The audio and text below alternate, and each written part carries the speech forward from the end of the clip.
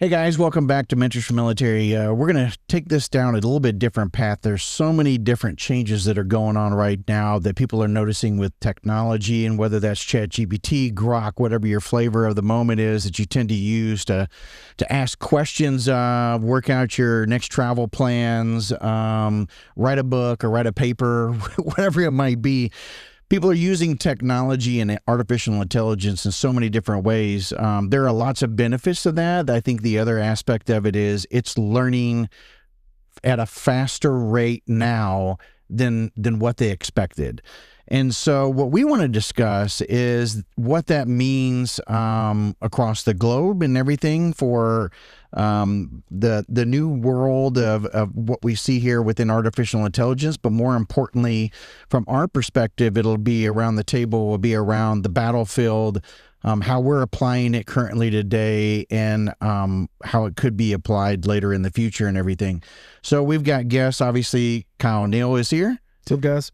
And we're also going to be joined, maybe you'll introduce yourself, Jim, since some people haven't heard your episode. Sure. Yeah, it's great to be back. Thank you. Colonel Jim Maudlin. I'm the Deputy Commandant of the Army Armor School down at Fort Benning, Georgia. Cool. Glad to have you here. Thank you. And then on the phone, you'll hear someone in the background every once in a while, and that's Matt LeClaire. So, Matt, maybe do a little introduction yourself.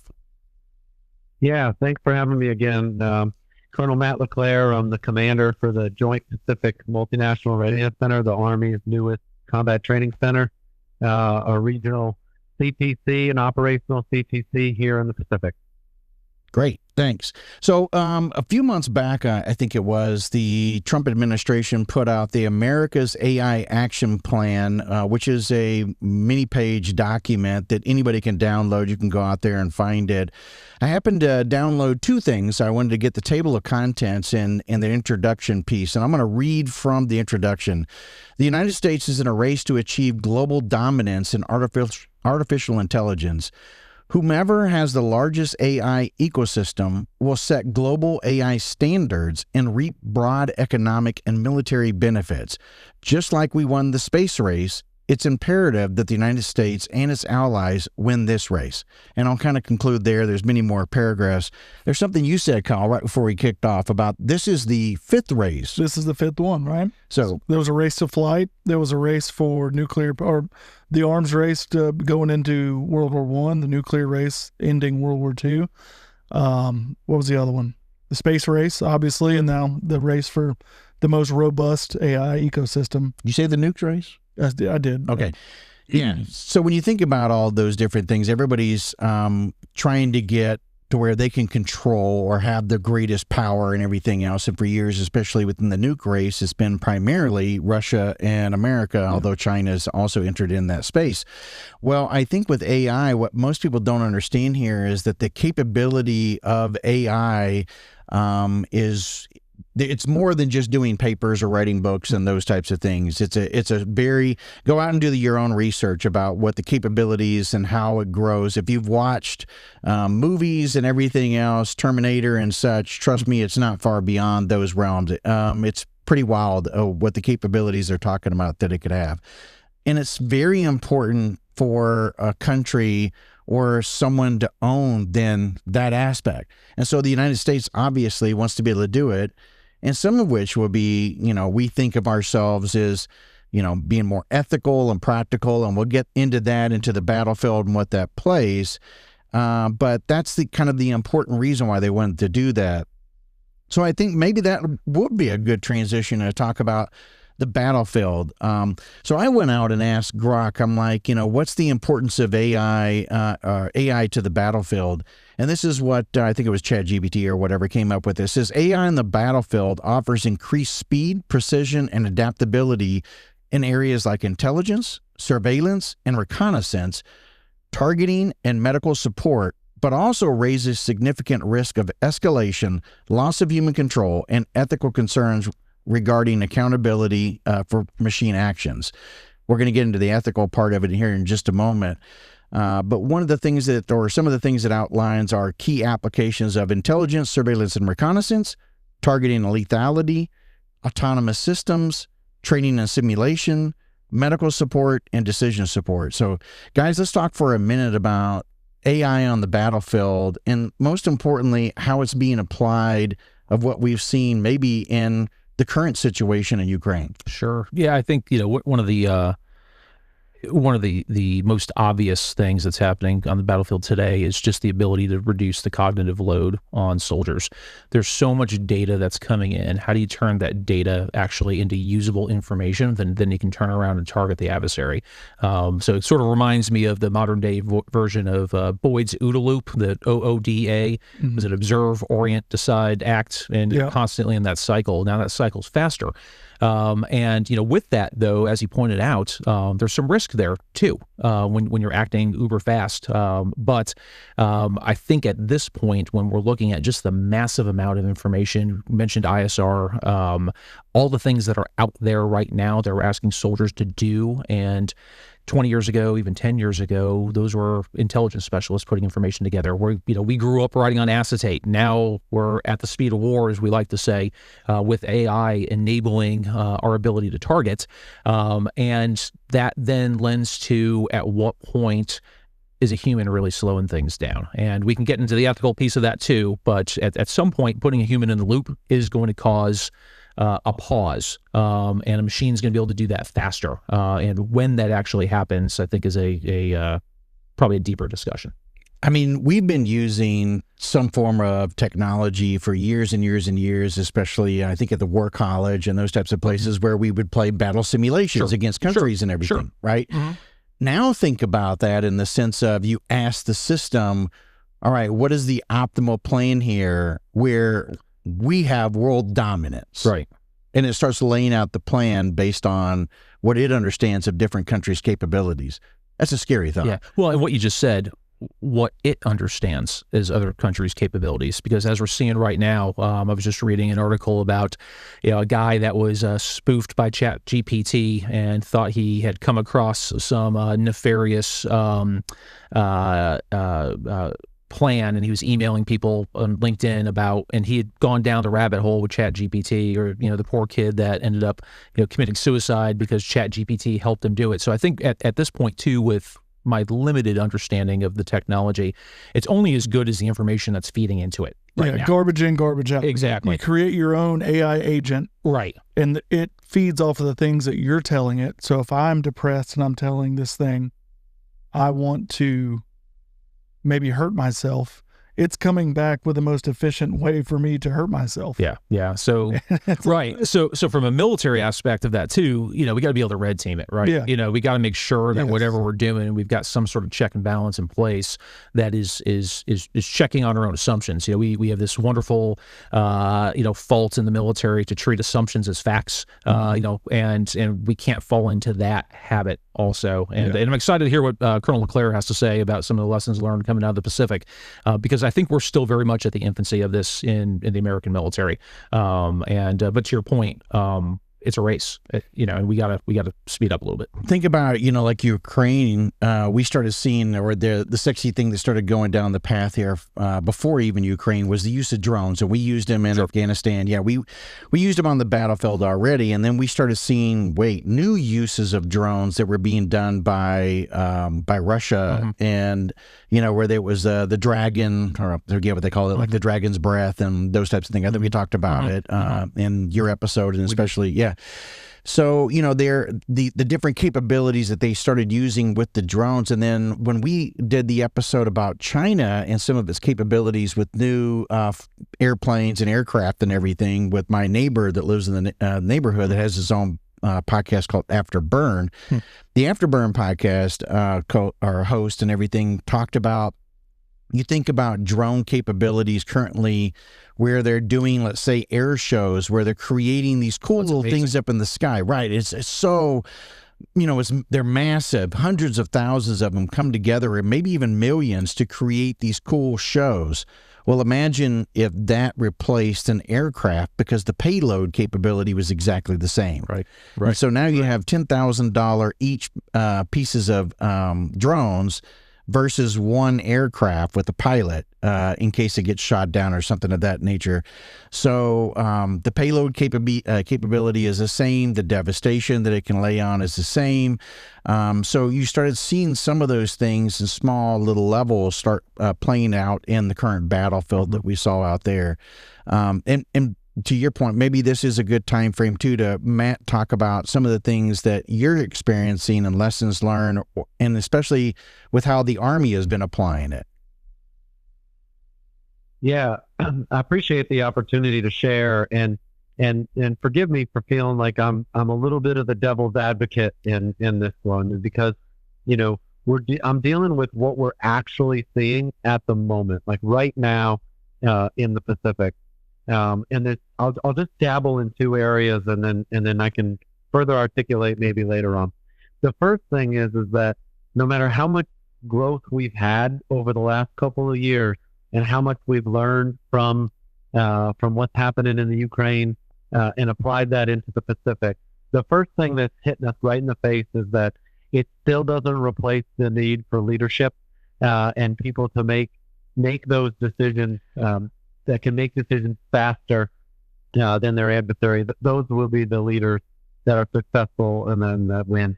The second thing is that the operational environment itself dictates how you would use AI, how you might use those capabilities, the technology, and then the drones.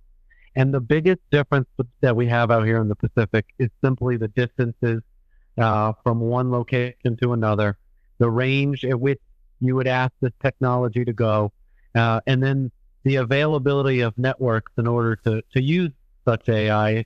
If you're simply on two different islands and you don't have the network from one to the other, or the range to employ some of that new tech, and the ability to keep it powered long enough, the new technology hasn't figured exactly how to do that in the Pacific just yet. Over. Yeah. And I think what you brought up in terms of not just, the ability for it to go long distance and everything, which I wonder, I was going to say something else, but let's go back to that, because is there a capability for it to do refueling, so to speak, capability recharge like what we see with aircraft today? We're not seeing that out here just yet. Okay. People are bringing, but what I'll say is companies and people are bringing prototypes and bringing solutions to us at a rate that is I've never seen before. Every week we're meeting with somebody who's bringing a new technology or a new piece of equipment or a new way to solve some of these challenges. They'll be bringing them out here to us in the Pacific every week. Now, our biggest exercise will happen here in November with the 25th Infantry Division. And from a scale, that exercise will encompass Oahu. It'll encompass the Big Island of Hawaii, Maui, potentially Kwajalein, and the Philippines. That's how far this exercise will stretch. It's massive. And so if you think about the distances right there, I mean, how many hours it takes, our aircraft that we've had for a while to fly those distances. Yeah, we have not started to see a solution for some of the lower drones at that kind of distances. There is discussion. What I was going to talk about a second ago is there's discussion around how currently today AI uses a lot of the information, like you said, that humans have placed in there, whether it's through encyclopedia, medical journals, whatever the case has been put electronically within cloud systems or whatever it can gain access to that it can respond on. And so typically the answers that it's providing is a response based on after it's done a Google search, if you will. After it's done a query-based information, then it spits back that information in some format. So at some point, the feeling is that it will start gaining its own thoughts about either the information it's learned or what it's learned and how it feels sort of about that information. And we're not there yet, but they're talking about supposedly we're going to start getting closer to that. So right now, that's the fear, or one of the things that's a risk, is that loss of human control. Sure. that ability for humans, AI can, like you said, make faster, more complex decisions and everything. But the human aspects of it starts thinking more broadly and starts focusing more on other recommendations and why this may not be a good idea and the risks that maybe AI won't do. So my listening to you, Matt, I begin to wonder, like, is there only a matter of time before you ask AI, well, how would you solve this problem? And it is able to answer that with the response of, you're just not looking at X in order to solve that problem. Yeah, I think some of our, especially in the intelligence community, they are using it, the tool, to their maximum capability right now. And it's being able to sift through, either years or mountains of data and able to provide you with a summary of those and some recommendations. But we're still at the point where someone is still looking over those recommendations and making sure that they make sense. It's the role of the commander, right, Matt? Yeah. Good on this, to Matt's point. I mean, this is sort of normal, right? I mean, we have the Intel folks giving staff, we have staffs that, and staff sections, whether it's Intel or logistics or whoever, they're giving recommendations. And they're giving recommendations to a commander. And it sort of, I'm heartened hearing that Matt, saying commanders are still making decisions, because I firmly believe that that's what we need to maintain as a professional military. I believe in the art and the science. And I think robots, AI, all these tools can absolutely add to the science. And it goes back to war games where, we have, casualty estimates. We have, all those different things in place that help a commander make assessments of risk. But I feel like it always comes back to that commander being there on the ground. I don't think a robot is ever going to be able to sit in front of, a painting in the Louvre and feel that. And I feel like for warfare being one of the most personal things we as humans can do, having a commander making decisions, having a leader making decisions, having a sergeant making decisions at echelon is just critically important, especially for the fabric of who we are as an American military. And I'll get off my soapbox, but I'm hoping we talk a little bit more about that in a little bit. No, you're absolutely right. I think it's going to be critically important that we have that. You mentioned things like robots and stuff like that. China wrote a paper, or not China, didn't write a paper. Someone, I think in War College or someplace, wrote a paper about China's capabilities as it relates to robots. And I think they're making major advancements, yet the one that they created for the home seems to be a little bit more clunky, doesn't look nearly as nice as what, Tesla's trying to create with Maximus Prime. Right. But I think there's also maybe a contract that I understand that he has that you can't turn Maximus into a battlefield asset. That was one of the things, because they provided the chips, I think, for it. Sure. China did. Well, and again, not to be completely on the opposite side, contrarian with the use of robots. You talked about the drone swarms. I think that's a great example. I'd pity the poor air defender that has 10,000 drones coming at them, having some sort of AI-enabled capability to discriminate targets, to engage those targets. I think it's a spectrum, right? So there are going to be certain things that we certainly can offload to robots to be able to do, AI to be able to do, to help enable faster decision making. Air defense, clearly is a one on the battlefield in Ukraine. I just want to make sure that is a actual conversation that the professional military has, with our political leaders about what you want commanders at echelon making decisions about, and not just robots are going to take over type of thing. Yeah. Do you think there was ever a conversation being had about the employment of a machine gun the first time somebody saw one? Oh, I'm sure. It had to be. I mean, this can't be the first time. No, I'm a cavalry officer, right? I mean, God help us when we gave up our horses, for these things called tanks. Yeah. So I don't think this is new at all. And in fact, a question I have with AI and robots, we talked about the different arms races. Yeah. Is it? Or is it the machine gun? Or is it the repeating rifle? Yeah. Is it, do we find ourselves in the 1930s Navy where we're debating aircraft carriers versus battleships? Yeah. So I think history has shown a lot of different examples of new technology coming on, and it being the big thing until it's not. Yeah. Or we miss this one part of it, and then all of a sudden, oh, wait a minute, this is the hotness that we need to bring into the battlefield. Yeah. So, Matt, I think I stepped and on Rob, no, I think that what I'm seeing here, and I'm trying to figure out the best way to articulate it, is that as we bring in this new technology and we're starting to get better at using the AI, what we're finding is it's easier to solve the problem using this technology. We can either find the target faster, or we can sift through the data and find the 2 or 3 most important parts faster. Like that's easy to understand.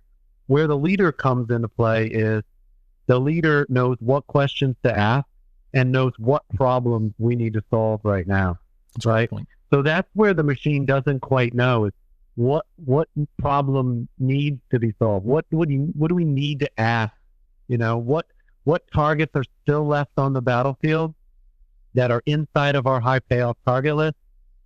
That's the questions that leaders need to be able to ask and utilize the technology. So the commander can update their PIRs quicker, essentially. If their information requirements get satisfied, it'll make a recommendation that the decision that you need to make is this. Then they can make that decision faster. And you're right. At what point do we go where we've made that process so streamlined that once the decision is made, it's confirmed that it's executed upon, will be the next chapter. Right. So this use of AI, are you guys seeing it at like the team and squad level, or are we seeing it more at the company or honestly like the brigade level? I think the first level that we're seeing it is the battalion and potentially at the brigade level. Yeah. Because I don't see at the lower echelon the lower levels that they're not needing to sift through this kind of data at that rate. Okay. Yeah. We still see at the company level and below, soldiers are what they can see in the distance, what they can use their small technologies that they've been given to maximize some of that distance, but they're not being asked to make those kind of rapid decisions any more than what you've seen in the past. Good. I think we're going to learn a whole lot more here as, you mentioned, I think it was Jim or Matt both, about how you're partnering with, or the Pentagon is partnering with commercial entities. There's already a contract that's out there with major tech companies like including Google, XAI, OpenAI to bolster the military and AI capabilities. And so we're going to begin to learn where can it be used, but at the same token, for everything that we're creating or we're evaluating as a way in which to be on, let's say, the offense, we have to worry about the defense as well. So my understanding is they're also looking at capabilities of how do you create a wall where, these AI capabilities basically hit this wall that's invisible and they no longer work and function. How do you take them out, if they're within the airspace or something of that nature? So you're not just looking at how you can apply them to use them to be on the offense and everything, but you're also looking at how do you also stop those capabilities from being used here? Sure. Yeah, and you alluded to it, the partnering that the Pentagon's doing with industry, and this is not my area of expertise, so I'm going to quote from Army Times on this. But recently, the Army commissioned into the reserves a number of either chief technology officers or accomplished individuals from the private sector that are in this space. We put them through OCS. We do this just like we do with doctors and lawyers and things like that, and with the intent of bringing some of those relationships a little bit closer. Also, the Army's going through a pretty massive restructuring right now. Army Futures Command and Training and Doctrine Command are merging, so Training and Doctrine Command is going to be no more. What we're hoping to do with this process is to do just that. How can we partner? How can we be faster? How can we speed the time up between requirements and getting things in the hands of the soldiers, and really be forward thinking, leaner, faster, hitting what the Army leaders want with our transformation initiatives that we're doing, what the Chief of Staff of the Army wants us to do with transformation and contact, getting things in warfighters' hands now to enable them to be more lethal on the battlefield. So it's one of the wicked problems that are out there, right? So much is going on right now, and that's why I think it's just great having these conversations in the professional medium, because I don't think there's any real, this is the definitive solution that we're going. Every time we come to a solution, there's 3 or 4 more problems that sort of pop up.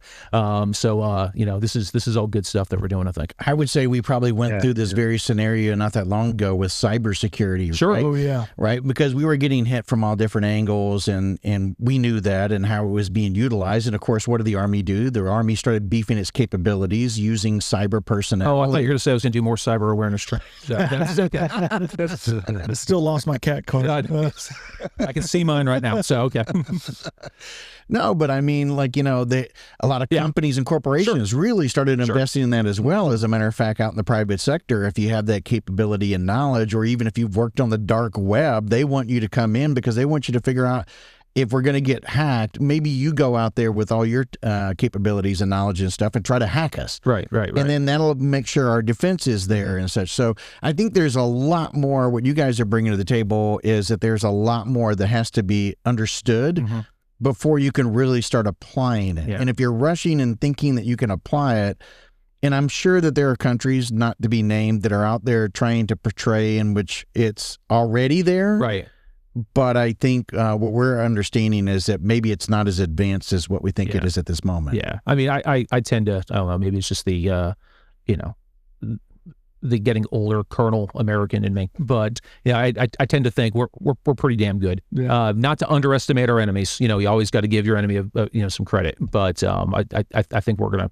I think American ingenuity is proven time and time again that we can get it done when we need to. And that's why I'm heartened by the partnership with industry. I will say, though, I think it's important to remember, industry is about, profit and their businesses. And the military, we're not. And, I would argue that our measure of success is our effectiveness. So a lot of times the military is going to be messy. We're going to be bureaucratic. We're going to throw money at things. But at the end of the day, the American people need us to be effective. Which can cause some friction sometimes with dealing with others that are in a different industry. But I think that is interesting. And again, this isn't the first time we've done this. We did this with AT&T in the past. We've done this with comms. It's not new, this process. It may be, we might not have done it as recently as others, but I think we're going to figure this out. Let's go to the topic that's something that's dear to your heart, which is around the ethics. Oh, yeah. And Matt, you can talk a little bit about what the lessons learned are that you're starting to see from the technology that's available today and how ethics are already being addressed. But when you think about ethics on the battlefield, delegating the decisions about what is a kill, what's not, what should live or not. And there's a lot of gray space there, a lot of gray area that people are really concerned about. And I know you stated that up front to me, Jim. Yeah. We talked about doing this episode. No, absolutely. I think we have, we've tried to take the personal aspect of warfare, out of the equation for a while. And I just, that has not been my experience. I mean, I've been in a gunfight or two in my life. Certainly guys have been in a lot more than me, but my own personal experience is that is a very real thing. If we don't talk about the moral and ethical application of the use of violence, the downstream effect is moral injury. It is, problems that we're going to have in our warriors. And I think one of the things that makes us a profession is we're charged by the American people to, execute violence on their behalf. It's a sacred trust, and having that aspect in our professional military education and the expectation that we have with leaders from the squad leader through the commanding general being part of that, I think is critically important. And a point I'll use is when you look at, the studies that are coming out, looking at our drone operators that were sitting in Nevada or wherever they were, dropping bombs on people. Their PTSD rate was pretty freaking high. And that was hey, we're going to keep people out of it. We're going to move them away. We're going to keep people safe. We're going to use technology to do that. I worry every time we say we're going to use technology to fix something. I think at the end of the day, it's some 21-year-old squad leader leading a bunch of 18 to 19-year-olds that final 100 yards type of thing. And I just don't see a lot of getting away from that anytime soon. what I'm seeing out here and dovetailing off of that is that I think for the foreseeable future, if we go in with the mindset of you will always be seen, right? We will always know where you are, where you're moving people from one island to another. You will if you have to predict, like, I will always be seen. It'll always know what we're doing. It'll be deception will be hard, but it will be even harder to disguise what it is, where you're putting people, where you're moving equipment to, before we even get into significant conflict. Mm-hmm. So I think what becomes the first requirement for leaders is, how do you protect yourselves and your equipment and your people? And protecting them could be anything from keeping them healthy to keeping networks so that they can communicate. If those things, either one of those things start to happen, we don't even have to talk about warfare, right? If we can't get to certain locations, if we can't be in a certain location, whether or not you can do what you're hoping to do on the other end, almost becomes irrelevant. But now you're in that location and you have to protect yourself, your soldiers, and your equipment. And the big words we're using a lot is fieldcraft, and that's the ability of the soldiers and the units to operate the equipment and utilize the equipment and the capabilities that they have, to not look like what they would or maybe look like in the past, to camouflage themselves, and to maintain what we call operational tempo, and that's the ability to move from one phase of the operation to the next. If you don't know how to utilize the equipment, if you can't keep it up and running, if you can't keep your systems up and running, then we've lost operational tempo, and now we can't continue to move on the battlefield. Mm-hmm. One of the things that we're talking about ethics would be the human control and dignity that you and I kind of were talking about on the phone and such, which is around where AI could erode the human dignity by reducing combatants and non-combatants to statistics or algorithms. And so it seeks it or looks at it in a very different way in which human would evaluate it. Right. It may be, I understand my mission here is to take out lives. Mm-hmm. It's not, it doesn't, it's not an X or a zero. It's just numbers. Yeah. Or is it a small man versus a 13-year-old child? That's the other part. So violating laws of armed conflict as well. So, will it understand that you're not supposed to take out this building or this facility, this church, this school, where civilians are and everything else? I think there's so much still that has to be learned about AI and whether or not human control is going to have to maintain a major part of it. But I brought this forward to you when we were on the phone together, which is we play by the rules, but not all of our adversaries do. Very true. Very true. And that's what makes us different. And I think that's that's one of the hallmarks of the American military is that we do play by the rules. Now, that's not to say when it's time for us to escalate that we have to. I mean, we've done some things. I mean, we're the only nation that's employed nuclear weapons. We firebombed, Dresden, Tokyo. I think there was more casualties there than on Hiroshima or Nagasaki, or maybe both. So we have done things, but that is, going back to the art and the science and law of land warfare, and the value of the object, sort of proposition, and I think that that's a dangerous path if we allow a machine to do that. I think that's something that a person needs to be able to wrestle with, those moral, ethical choices. Hey, I understand that if I launch this, this is going to be the impact. I have to target this location because this is where the enemy is building whatever, things for their planes or whatever that was, or dropping the nukes. We're going to lose 1 million men if we invade, the Japanese homeland if we don't do this. My concern and maybe it's unfounded, would be we start turning warfare into a series of math equations, and we're doing the wrong math. We're doing addition and subtraction, and we're not doing calculus. And I think that's where that human that has to sit there and feel it and own that decision. I am making that decision as the commander. And those are some micro or macro examples, even micro examples of a company commander, maybe doing a raid on a village or something along those lines. It just, to me, when you turn it into ones and zeros, X's and O's, it lends itself to the possibility of either an escalation or mistakes or doing something that just doesn't jive with what we believe in as Americans. Yeah. And that's, I think, the biggest concern and highest risk of using any type of technology in combat. Right. Agreed. So, I mean, anytime that we introduce technology, whether it was within our tanks, which we came from, or whatever the case may be, we had to worry about whether the computer system and stuff was giving us the right information back that would place us in an ethical, moral type of situation. But I think, too, like, when people will be listening to this, they'll be wondering around about the thing of, we play by the rules, but maybe not everybody else does. And so that's where I think to me, that's where the counter side of things start coming in. What are we going to create to make sure that we can limit the damage, or we can stop those events from taking place by possibly taking out their technology and capabilities, so that we don't have risk of escalation and everything.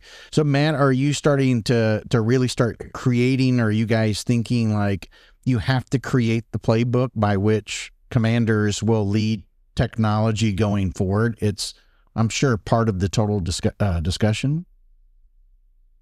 It is, but I'd like to go back to, our primary role right now is to also, with our partners and our allies and those in the region, is a deterrence model, right? And deterrence through strength, deterrence through partnership, and through building readiness with our partners throughout the region is the greatest deterrence.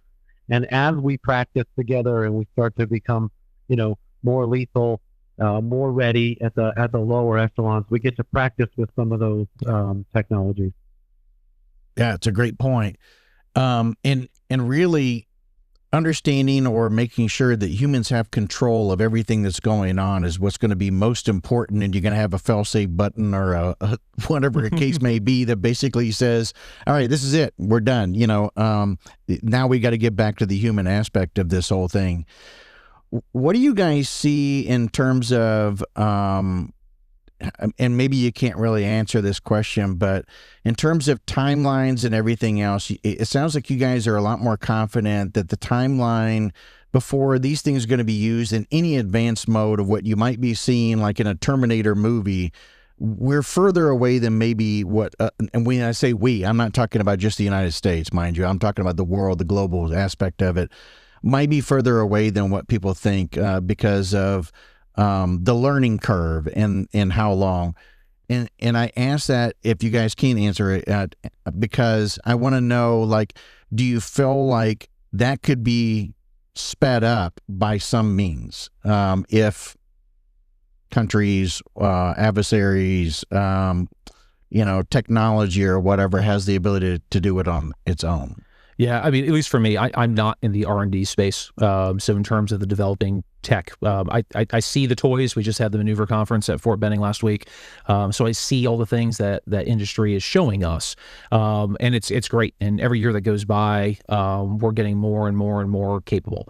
In terms of, the T-1000 coming out, I have not seen anything like that. But what I can speak to is what we're doing in the schoolhouse. Right. And we're not replacing technology with this is what a human would do. This is what a crew would do. We're using technology to help enable what those leaders are going to be able to do in terms of decision making. Very similar to what Matt was talking about. Our captains, for example, what are the tools as young staff officers that you're going to have that are going to enable you to update your staff estimate, give a recommendation to your commander, or take something as a company commander and maybe refine your plan. So I think we're still a little ways away from that. just my gut feeling of that. I've got no information to back that, one way or another. That being said, we've seen leaps in, think about how fast we went from the Wright brothers to putting a man on the moon. Yeah. So I don't think anything is off the table at this point. So, again, American ingenuity. I'll never bet against this. So Matt, getting back to the fieldcraft piece, so we're still having soldiers do all the things that they're supposed to be doing from a security and reconnaissance standpoint, all the things in the alpha, all the things in the patrol base. I think with what I've seen in my 10 years in was anytime technology was added on, you kind of lost a little bit of that fieldcraft on the back end because something else took over for that. Is there, I know you said something about the fieldcraft being important, but is there a bigger push for basic soldier skills to go along with these? Because if you don't know what you're getting, if you don't know the box, how are you going to help show something that thinks outside the box? Maybe that's probably what I'm trying to say. I think you're seeing it, right?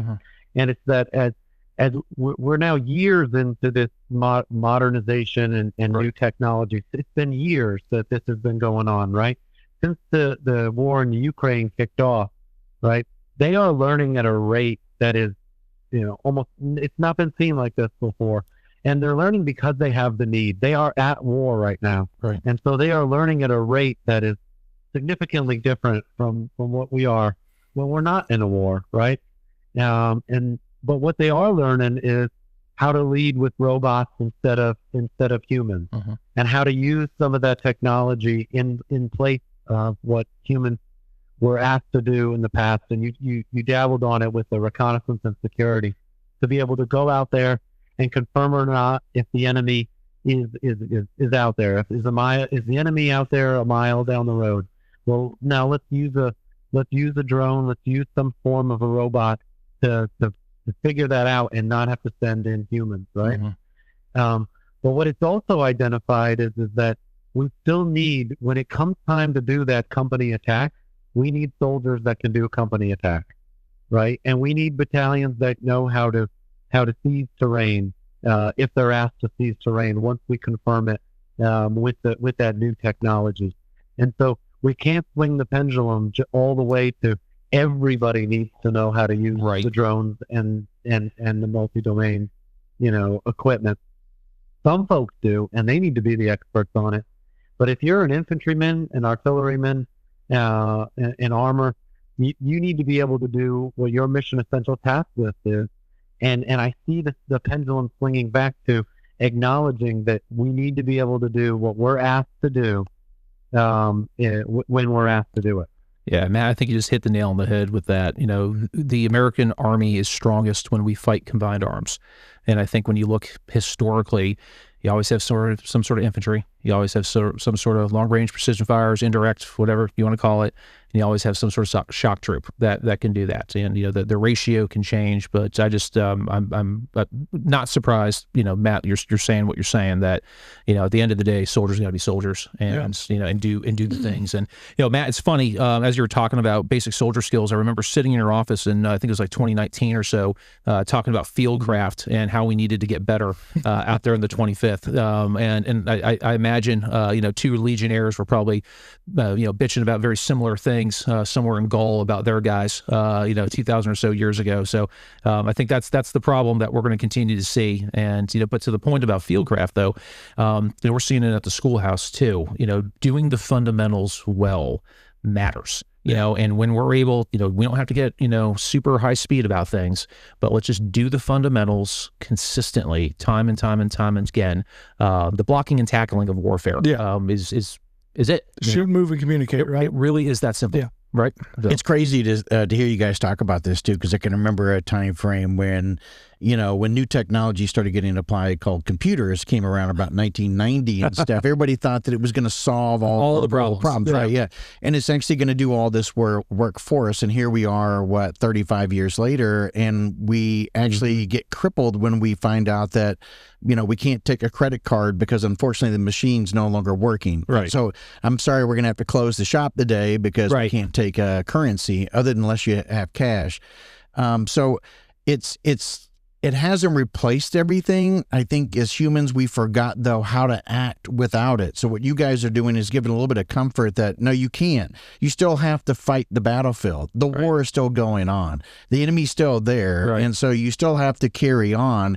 And so you got to know how to do the basics so that we can still win the battle. No, I agree. So I understand that you're doing something at the MCOE at Fort Benning and stuff right now, the Maneuver Center.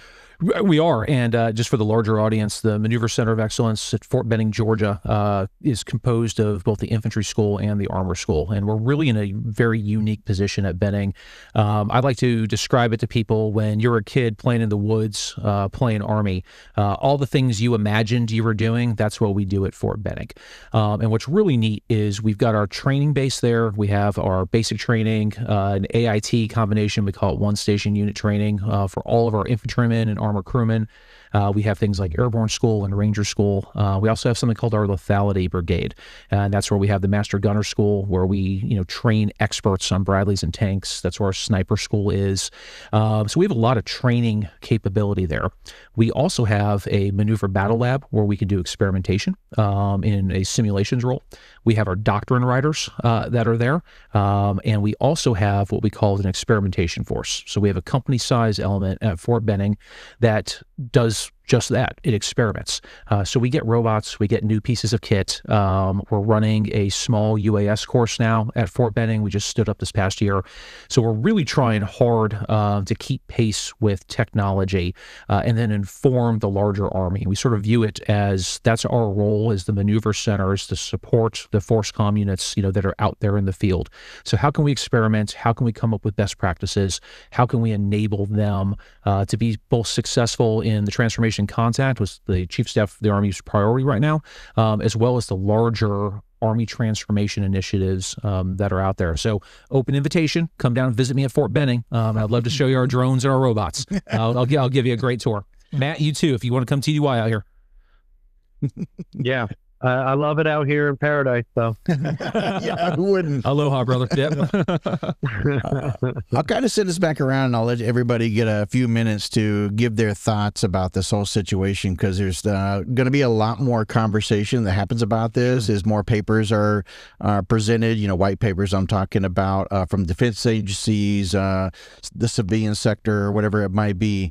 But, to take it back to the very beginning, America is really wanting to be the leader, the global dominant leader in artificial intelligence. I think it's going to be extremely important that we maintain control of the artificial intelligence and technology as it continues to advance, so that we can ensure that humans do play a role, and ethics and morals are included in the data and the leadership of artificial intelligence.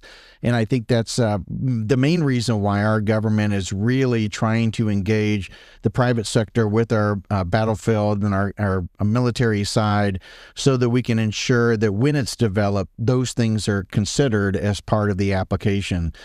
So for me personally, I feel like this is something that it's a bit scary. Movies sometimes portray what could happen in real life, and there never was the green monster that with one eye that came out of the that looked like a lizard that came out of the lake that killed everybody, that was shown back in the 30s or 40s or 50s or whatever it was. But I think there are some scary aspects that are out there, and my greatest concern is when it's given or placed in the wrong hands. Your ethics part of it, Jim, really rings home with me, that when it's placed in the wrong hands, that's where the scary part is. Right. And so us maintaining this control is going to be extremely important as we begin to move it forward. And then, of course, teaching our soldiers, sailors, airmen, Marines, the importance of also not letting it get too far ahead, and that their soldiers use it in the most ethical and right ways will be part of the training and the things that we'll have to make sure we enforce as they get these new tools and capabilities within their units. So, Jim, I'll throw it to you, and then Kyle, and then lastly, Matt, you could take us home. Sure. I like to use it's a tool. Tool in the toolkit, for our soldiers. And I agree with you. Our leadership's been very clear about the direction we're going. It's time for us to move out, and we need to keep pace, and we can't be afraid to innovate. Hard is not bad. And we do hard things in the United States Army, so it's we're going to be okay. My thing I wanted to touch on was Jim mentioned the OODA loop, right? So there's 3 steps before we get to act. Mm-hmm.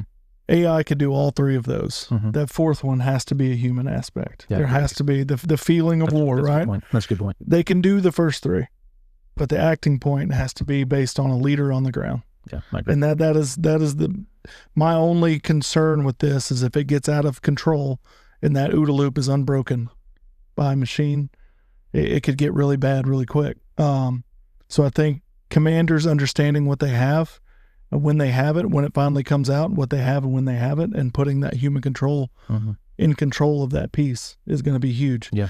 The company I work for, we run autonomous haul units. So you see the big yellow dump trucks on site. There's one man manning 6 trucks. And that's the lead driver. Everything else follows.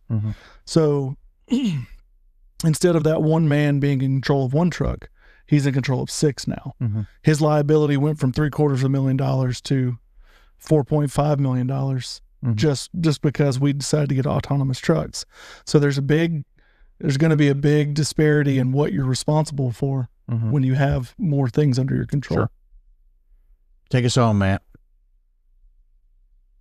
Well, hey, I appreciate you guys thinking about me and trusting that anything I had to say, would contribute to this conversation. Anytime I'm around Jim, I'm easily just, I like to shut up and just listen. From the time I showed up in the 25th Infantry Division, the first person that walked into my office was Jim Modlin. And he said, let's talk about, running a cab squadron and running an organization focused on, helping the commander answer his decisions and reconnaissance and security. So I'm forever in debt to Jim Modlin for showing me the way of the cav. Out here in the Pacific, I want to highlight what we're doing out here with, General Clark, our commander of the United States Army Pacific, and his 3 priorities of people, partnerships, and prevailing throughout the region. And we've created, through General Flynn a few years ago, the Army's newest combat training center and a regional combat training center and operational combat training center that generates readiness forward in the region with both the Army, our joint partners, and then our multinational partners throughout the region. We run 3 large exercises a year, one in Hawaii, that's usually around November with the 25th Infantry Division, one in February in Alaska with the 11th Airborne Division, and then one in the Philippines this year will be with the 25th Infantry Division, April and May, and our Philippines counterpart. We also run 3 to 4 smaller exercises, Malaysia, Indonesia, Thailand, Australia, where we go out there and again build readiness with our partners forward in the region to get after the Army, Theodore Army's campaign plan. That's what makes the operational CTC so valuable. Where it relates to what we talked about today with AI and is modernization.